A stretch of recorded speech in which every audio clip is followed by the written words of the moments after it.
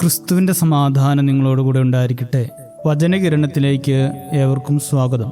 വിശുദ്ധ ഗ്രന്ഥത്തിൽ ഏറ്റവും അധികം പ്രാവശ്യം പരാമർശിക്കപ്പെടുന്ന വൃക്ഷങ്ങളിലൊന്നാണ് അത്തിമരം. ഉൽപ്പത്തി പുസ്തകത്തിൽ ആദാമിനും ഹവ്വായ്ക്കും വസ്ത്രമുണ്ടാക്കി കൊടുക്കുന്നത് മുതൽ തുടങ്ങുന്നു അത്തിയുടെ ചരിത്രം. സമ്പൽ സമൃദ്ധിയുടെ പ്രതീകമായാണ് കനാൻ നാടിനെക്കുറിച്ച് പറയുമ്പോൾ അത്തിവൃക്ഷം അറിയപ്പെടുന്നത്. വലിയ പരിചരണം ഒന്നും ആവശ്യമില്ലാതെ തന്നെ ഫലം പുറപ്പെടുവിക്കുവാൻ കഴിവുള്ളതാണ് അത്തിവൃക്ഷം. എന്നാൽ ഇതിൽ നിന്നൊക്കെ വളരെ വ്യത്യസ്തമാണ് മുന്തിരിച്ചെടി. എങ്ങനെയാണ് ഒരു മുന്തിരിത്തോട്ടം ഉണ്ടാക്കിയെടുക്കുന്നത് എന്ന് യെശയ്യാ പ്രവചനം 5-ാം അധ്യായത്തിൽ കാണുന്നു. നല്ല രീതിയിൽ നിലമൊരുക്കി കല്ലുകൾ പെറുക്കിക്കളഞ്ഞ് വേണ്ട രീതിയിൽ വളമൊക്കെ ഇട്ടുകൊടുത്ത് ആവശ്യത്തിന് വെള്ളമൊഴിച്ചു കൊടുത്ത് പരിപാലിക്കേണ്ട ഒന്നാണ് മുന്തിരിച്ചെടി. ക്രിസ്തു ഫലം അന്വേഷിച്ചു വരുന്നത് ഒരുക്കപ്പെട്ട മുന്തിരിത്തോട്ടത്തിൽ നിൽക്കുന്ന അത്തിവൃക്ഷത്തിലാണ്.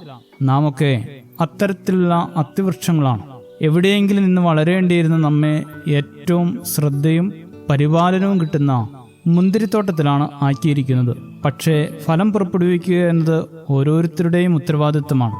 എത്രമാത്രം ശ്രദ്ധയാണ് നമുക്ക് ഓരോരുത്തർക്കും ലഭിച്ചിരിക്കുന്നത്.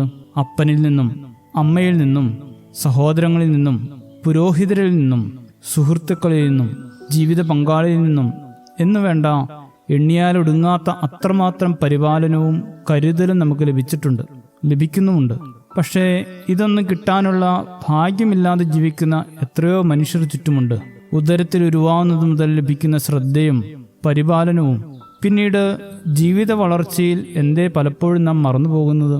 പഴയ തലമുറയിലെ പലരും അവരുടെ ചെറുപ്പകാലത്ത് കിട്ടാതെ പോയ പരിചരണത്തെക്കുറിച്ച് പറയുന്നത് കേൾക്കാം.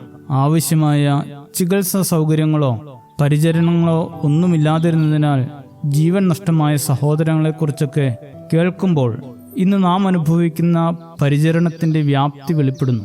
ഇത്രയധികം പരിചരണം കിട്ടിയിട്ടും ഫലം പുറപ്പെടുവിക്കാതിരിക്കുമ്പോൾ വീണ്ടും വെള്ളവും വളവും തന്ന് പരിപോഷിപ്പിക്കുവാൻ ശ്രമിക്കുന്ന ക്രിസ്തു എന്ന തോട്ടക്കാരൻ്റെ അധ്വാനത്തെ കാണുക തന്നെ വേണം.